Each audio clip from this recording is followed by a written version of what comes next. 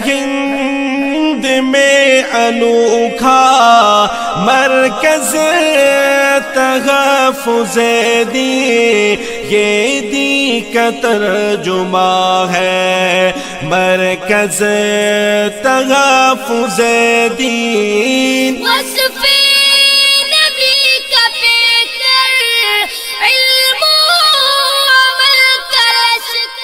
السلام علیکم ورحمۃ اللہ وبرکاتہ۔ الحمدللہ رب العالمین والصلاة والسلام علی رسولہ الکریم، اما بعد، قال اللہ تبارک وتعالی فی القرآن المجید، اعوذ باللہ من الشیطان الرجیم، یا ایہا الذین آمنوا قوا انفسکم واہلیکم نارا۔ صدر محترم، مہمانان اعظام، حکم صاحبان اور معزز سامعین، آج کی اس مبارک بزم میں میری تقریر کا موضوع ہے مسلم معاشرہ اور ارتداد کے للکار۔ شیخ مرحوم کا قول اب مجھے یاد آتا ہے، شیخ مرحوم کا قول اب مجھے یاد آتا ہے، دل بدل جائیں گے تعلیم بدل جانے سے۔ حضرات، آج مسلم معاشرہ ارتداد کی زد میں ہے، چاروں طرف سے ارتداد کی ہوائیں نہیں بلکہ آندھیاں چل رہی ہے۔ تہذیب و ثقافت اور تعلیم کے راستے سے امت مسلمہ کے ایمان و یقین پر ڈاکہ ڈالنے کی خطرناک سازشیں اور پلاننگ چل رہی ہے، اور ان کو مسلمانوں پر تھوپنے کی کوششیں کی جا رہی ہے۔ اب تو باقاعدہ حکومتی سطح پر وقفے وقفے سے یہ آواز لگائی جاتی ہے کہ اگر بھارت میں رہنا ہے تو وندے ماترم پڑھنا ہوگا، جو ایک شرکیہ گیت ہے۔ سرسوتی کی پوجا کرنا ہوگا، کبھی آواز لگتی ہے گھر واپسی کی۔ پوری نصف صدی گزر جانے کے بعد تعلیم و نظام تعلیم کو غیر سیکولر بنیادوں پر استوار کرنے کا سلسلہ جاری ہے،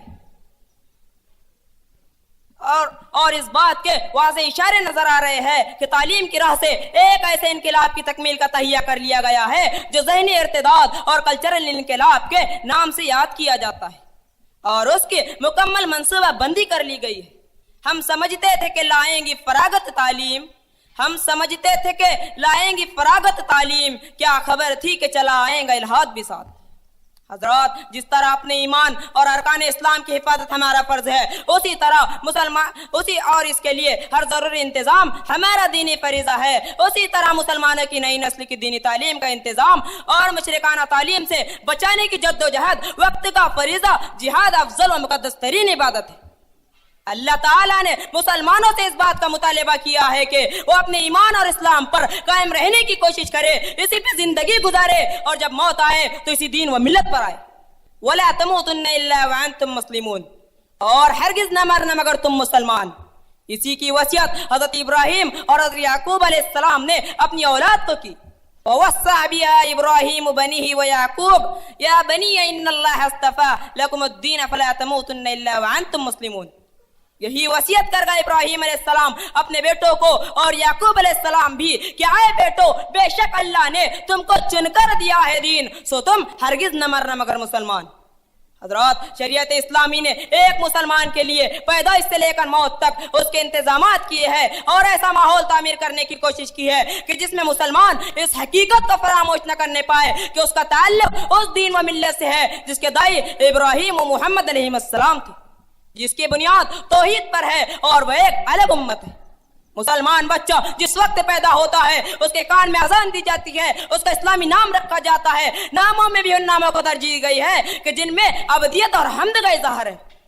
اس سے ابراہیمی سنتیں ادا کرائی جاتی ہے، یہاں تک کہ قبر میں اتارتے ہوئے اور آخر ٹھکانے پر پہنچاتے ہوئے بھی یہی لفظ زبان پر ہوتے ہیں، بسم اللہ وعلی ملت رسول اللہ، اللہ کے نام پر اور رسول اللہ صلی اللہ علیہ وسلم کی دین و ملت پر۔ اس سب کا مقصد اور پیغام یہ ہے کہ ہمیں اٹھتے بیٹھتے، سوتے جاگتے اور زندگی کی ہر منزل پر اس کو یاد بھی رکھنا ہے کہ ہم ملت ابراہیمی اور امت محمدی کے فرد اور ایک مخصوص شریعت، آئین و مسلک کی زندگی کے پیرو اور خدا کے معاہد اور وفادار بندے ہیں۔ ہماری زندگی بھی اسی آئین و مسلک کی وفاداری میں گزرے اور ہمیں موت بھی اسی حال میں آئے، ہماری موجودہ نسلیں بھی اسی صراط مستقیم پہ چلے۔ یہی وہ نسبت ہے جس کا حضرت یعقوب علیہ السلام دنیا سے جاتے وقت اطمینان حاصل کرنا چاہتے تھے۔ انہوں نے اپنے سب فرزندوں، پوتوں، نواسوں کو جمع کر کے فرمایا کہ ما تعبدون من بعدی، میرے بعد تم کس کی عبادت کرو گے؟ حضرات آج جبکہ ملک کی بڑی آبادی خدا واحد کی بندگی سے ہٹی ہوئی ہے اور اس کے قرر پر اور دولت کے اثر سے مسلمان نوجوانوں پر اثر پڑ رہا ہے اور دین و عقیدہ صحیح سے برگشتہ ہو رہے ہیں، حضرت یعقوب علیہ السلام کے جیسی فکر و بے چینی کا پرتو یہاں کے ہر مسلمان میں ہونا چاہیے۔